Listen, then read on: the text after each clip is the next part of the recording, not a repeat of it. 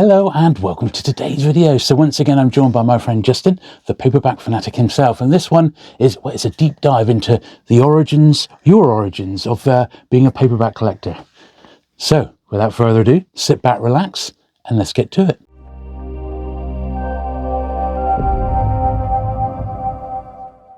Brilliant. Well, Justin, we've had a great day. We've had a good look through the book collections. Yeah. We've seen your books. We've seen the latest issue of the Paperback Fanatic. Now it's what everyone wants to know. It's the origin story of Justin Marriot, the Paperback Fanatic. That's what we all want to know. So take it back to the very start then. When did you start not reading paperbacks? Because that was probably, as you were growing up. When did you start like saving them and collecting them? Maybe more recently than people might expect. Okay. I would have said the 1990s, maybe the late 1990s. So you're talking about 25, 30 years now, and I'm 55. Right. So I was much more of a comic collector growing up. Okay. Got to 1920, decided that wasn't for me anymore, got rid of them all, would be a regular reader, but then it wasn't really until I think I turned about 30 that I started to actively collect paperbacks again. In earnest. And what sort of stuff were you picking up back then? I think what started it off is I went to a charity shop at a seaside town, and they had a row of Hell's Angels books there from New English Library, all falling apart, really poor condition. Yeah. But I picked those up, I think just because they reminded me of reading them when I was young. Yeah. And I think that was the time when I kind of went, oh, these are interesting. They're not comics. I should start to look into these a little bit more. Took a bit of an interest. Yeah. What about your parents? Were they great readers? Gosh, they were both readers of comics. Really? So, wow.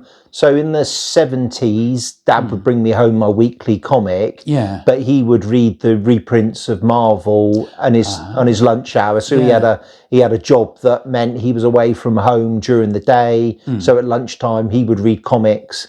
So I used to always go into his work van and pull down the visor. Yeah. And a couple of Marvel comics would pour out. So I got that. And actually recently when I was talking to my mum, she was talking about how she read Bunty and Judy when she was growing up. Yeah. So I don't really ever remember paperbacks lying about the house. It's funny. I mean, for me, I can clearly remember, and also inheriting, my dad's James Bond's, his Fleming's, and I remember having my mum's Agatha Christie's, and that was where my first glimpse of Pan really happened, was with those two collections, both published by Pan, of course. And I did sort of fall in love with books back then, I think it was. And I'd never thought of it till you've asked then. Where did I get this fascination for paperbacks from? But mum and dad, although they were comics readers and music fans and would let me watch Hammer films and spaghetti western films probably when I shouldn't. So they were very open-minded about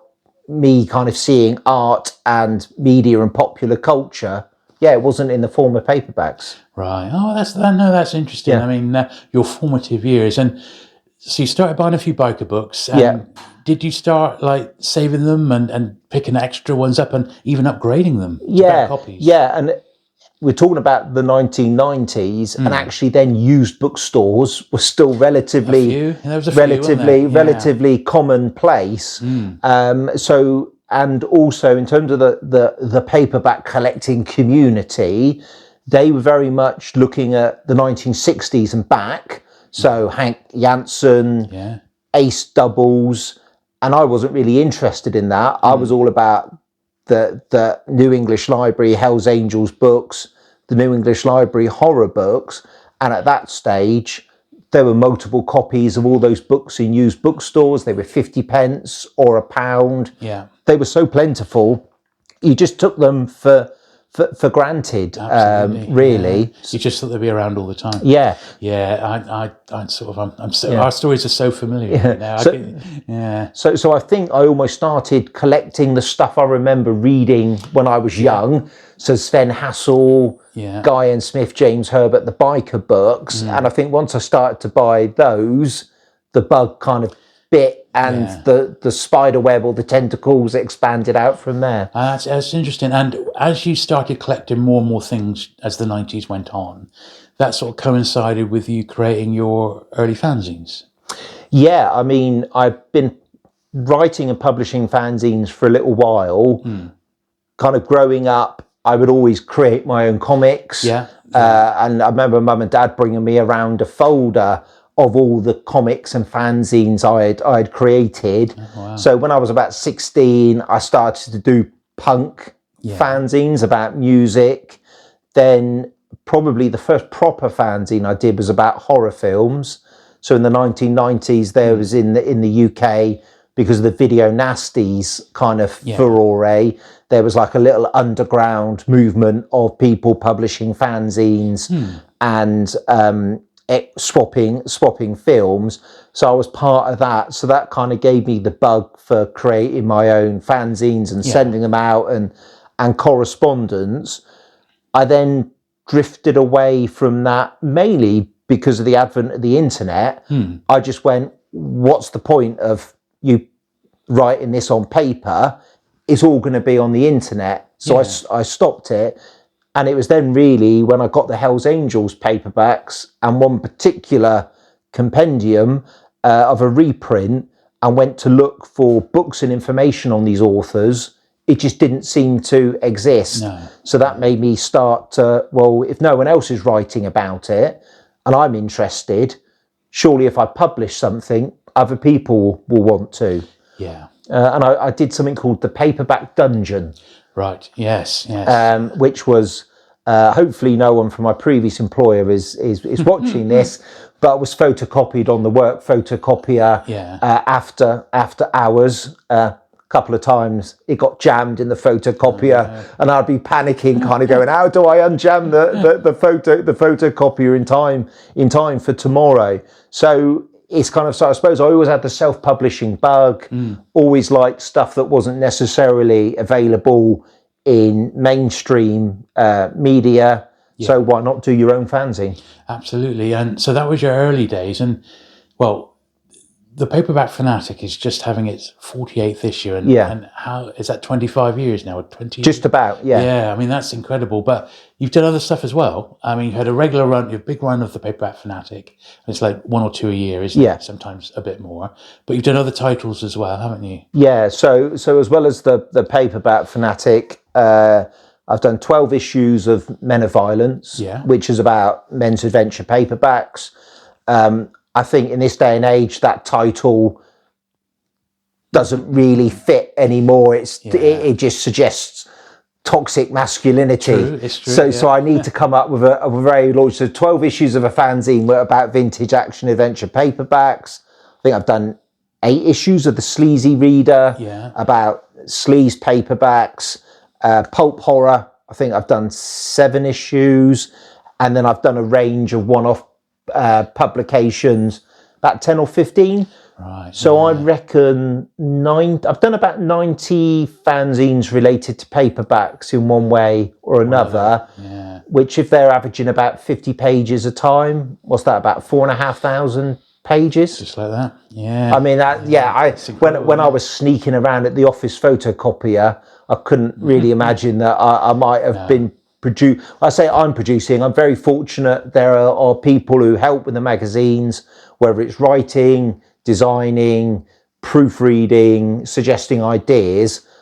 I'm well supported to be able to produce these fanzines. Well, there's nothing else for paperbacks in print apart from Gary's in America, isn't it? Paperback Parade. That's really it, and certainly the only British one. And I think Gary and I have got sort of different interests in paperbacks, which I think reflect in our magazines. I certainly looked to Gary's Paperback Parade as the model when I first started publishing, and also Maurice Flanagan Azados books did Paperback and Comic Collector, which was brilliant as well. So there were people that I kind of modelled. I think I was probably maybe a bit younger, relatively speaking, in terms of my interest. So again, whereas those guys were very much into 60s and before, I was a bit like, well, no one's writing about biker paperbacks or Guy N. Smith paperbacks. That's the stuff that I'm really interested in. Yeah. So I think maybe my fanzines are aimed at a slightly different audience than Gary in America and others. And what's come before? No, dead right. Okay then, so what are your plans for the future then? Because we're coming to the 50th anniversary, 50th issue of Paperback Fanatic, which is an incredible milestone. And you've diversified with your own collecting tastes and what you write about now. So what direction is it all going to head to then? It's hard to tell, isn't it? Yeah, and I don't have any firm plans. No. I think self-publishing is like part of me, and I can't change that. So I can't ever see a time when I don't self-publish fanzines. The Paperback Fanatic, I never imagined I'd be approaching 50 issues. No. I would like to celebrate it in some way. A lot of the early issues, which were printed in small numbers and aren't available, I wonder whether I'd do a best of. I think that's not a bad idea, and I certainly would like either a reprint or an update of your New English Library guide. That's the one thing that I still. Well, there's two things that people will regularly write to me: the visual guide to New English Library, and I did a publication on Bruce Pennington, the artist, and they're the two things that people reach out to me, and their names I don't recognise as being subscribers to the Paperback Fanatic. So I think New English Library in particular has got such a wide cult appeal. So I would like to do something. Grady Hendrix, who wrote the amazing Paperbacks from Hell, asked me a few years ago if I would like to collaborate on a book on New English Library, and I was incredibly flattered that Grady would want to work with me. At the time, I declined. If you're still watching, Grady, I regret that decision. We should have done something. But I kind of see it as I've got one shot at it. So I've got lots of interviews with New English Library staff. I've got a pretty decent collection of New English Library books and masses of enthusiasm for the subject. So when I do it, I want to make sure I do it properly. That makes perfect sense. And that is one publisher that there's huge interest in at the moment. I think, like you say, from many different quarters. Would you do their early years? Because I like Foursquare as well. Would you cover their early formative years? I would. How it became New English Library. I would do. My real interest almost comes when Peter Haining joined New English Library, when I think they were starting to struggle a bit and losing their grip in the market. And they took a gamble on this young journalist who said, I think I can turn your fortunes around, and started to produce books tying into the Beatles, reprinting the Hulk and Thor comic strips, the Man from U.N.C.L.E. tie-ins. Peter Haining's influence, isn't it? Yes, that late 60s. He was the one who come along and said, I think what you're missing are books aimed at teenagers. And that really, I think, for me, dictated a new era for Foursquare New English Library. And then it started to reflect in their titles, like the biker books, James Herbert's The Rats, Guy N. Smith's Night of the Crabs. They started to produce these classics. The Edge series. Really good point. The Edge spaghetti westerns, and also the packaging become much more salacious, exploitative, lurid. Some brilliant cover artists like Richard Clifton Day, Bruce Pennington, Tony Macero, and their photo covers. So that's the stuff that really enthuses me. So I think the Foursquare earlier period of New English Library, I think, is important. It wouldn't necessarily be one that I would naturally see as forming a big part of something. Maybe a chapter, just the origins, perhaps. Good point. Just a chapter. I could help out there. I was going to ask you. I've seen your Foursquare collection today. It's not bad. It's growing. It's growing, certainly. Well, that's fantastic. I mean, good to have some plans for the future. Now, we were talking about the London Paperback Show. A little bit earlier. And well, I should definitely be there, but you're going to definitely try this time, November, I wasn't able to make the One Just Go. I'm very disappointed the organisers didn't close it down as a show of respect that I couldn't attend. But based on your video, it looked amazing. And I said to you earlier on, I think I've been relatively knowledgeable on paperbacks, but when I saw some of the footage, there were books being sold. I'm kind of going, I didn't know that book existed. So I think you only know what you know, so you can't search for a book on the internet unless you know it exists. That's true. Very true. And I think the paperback fair looked like it was brilliant for that. Yeah. The fact they're going to have one in November I would really like to attend that.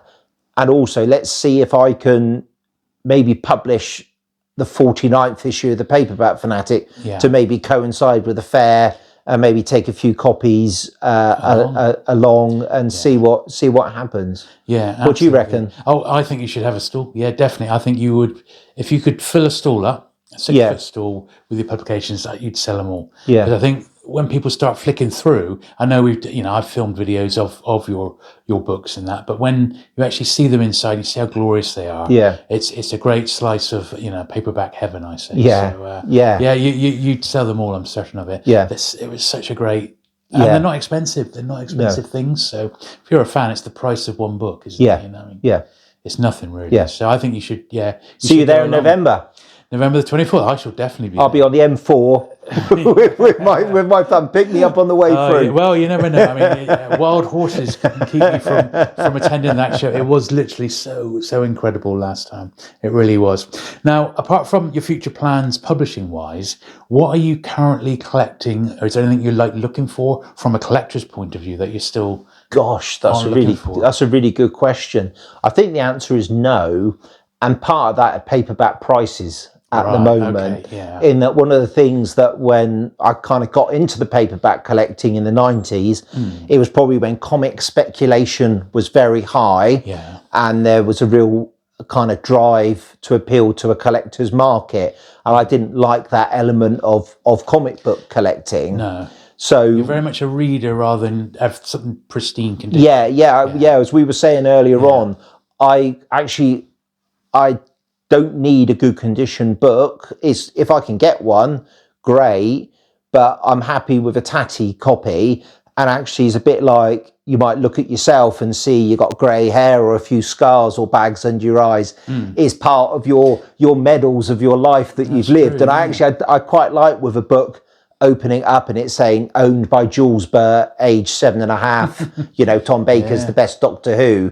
I kind of like or a bookmark or a bookstore stamp. I quite enjoy that element. So when I see paperback starting to kind of command higher prices, I've got real mixed feelings about it. Yeah, I know what you mean. I've got rare books in my collection. I'm sure you have that you're too scared to read now, and that defeats the point. And we were discussing about bagging books, and how I've only just started doing it because the books are getting older, and the paper's getting more brittle. And some of the books I just said, well, I'll read a more modern copy of it if it's a book that I want to read. It's a very difficult question for collectors, isn't it? About ultimately we're all readers to begin with, aren't we? We've all fallen in love with the books to begin with, but then you sort of transition. There's something about it where you just transition from a reader, an enthusiast, to someone who's collecting. I agree, and I think there's kind of that makes me think two things. I've said, and in that.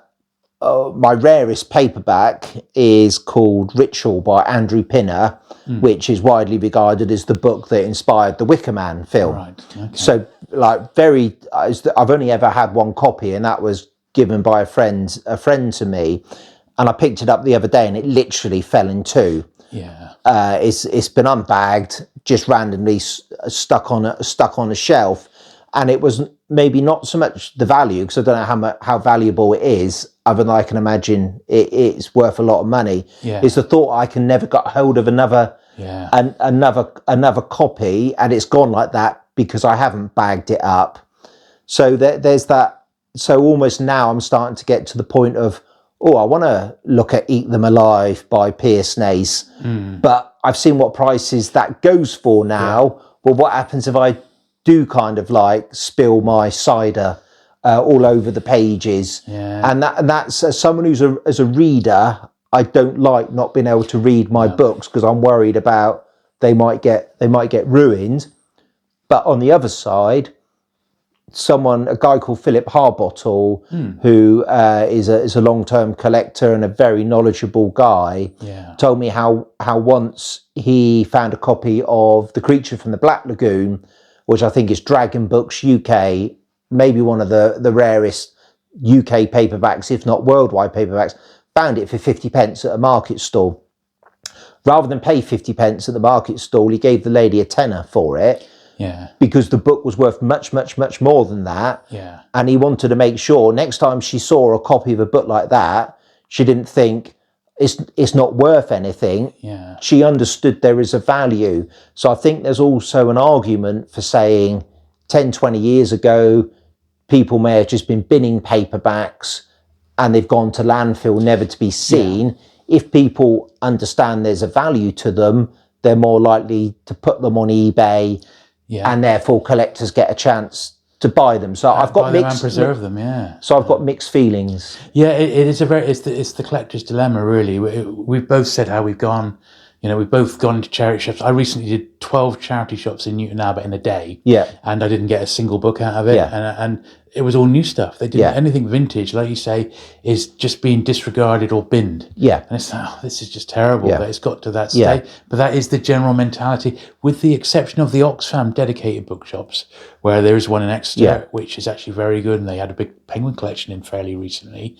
So they know, they've got people advising them, so they know a collectible paperback when they see it, thankfully. But the general ones sadly don't know. And the other point I was going to make as well, when you talk about the fact I'm maybe more of as much a reader as a collector, that's why I started to collect 1960s American sleaze, but stopped because the books were unreadable. Absolutely unreadable. So once you get beyond that, these are these kind of kitsch slices of pop culture from the 60s, and some of them have got amazing covers, there's just nothing to them. So I think that was an example of me going, I'm a paperback collector, I should be into American sleaze because that's what everyone tells me they're into. But actually that's not a type of book which actually speaks to me. So I've let most of them go. I've kept a couple because they were written by Ed Wood. So there is an extra connection. And there is a value to them, as the man who's moaning about paperbacks being worth too much unless it's mine. So beyond that, so I've let go of sleaze. So I think my philosophy as a collector is collect what speaks to you. Don't collect what other people tell you are collectible. If that's Hank Janssen, Ace SF doubles, American sleaze, just buy collects what speaks to you. I think that's the best possible advice. I've got a little bit of sleaze, but once again, we mentioned that at the London show, the sleaze just didn't seem to be selling at all. It seemed to be science fiction and horror with the hot genres, followed by crime. But I didn't see a lot of horror there. There was a lot of science fiction there. There really was, but not quite so much horror. But I think what was there did move. I wonder whether science fiction has got more appeal to collectors than horror when it was read. I think you see more like massive 300, 400 book collections of science fiction become available than you ever do horror. That's true. And I think there's perhaps a lack of decent modern stuff coming out, which is, and there's so many other booktubers, we call them, who are covering science fiction in detail. It's created a market for authors who are almost forgotten, which has created a pent-up demand for these books, which is great. It's fantastic to have. But I think that's also driving collectors to the shows now and looking for these books online.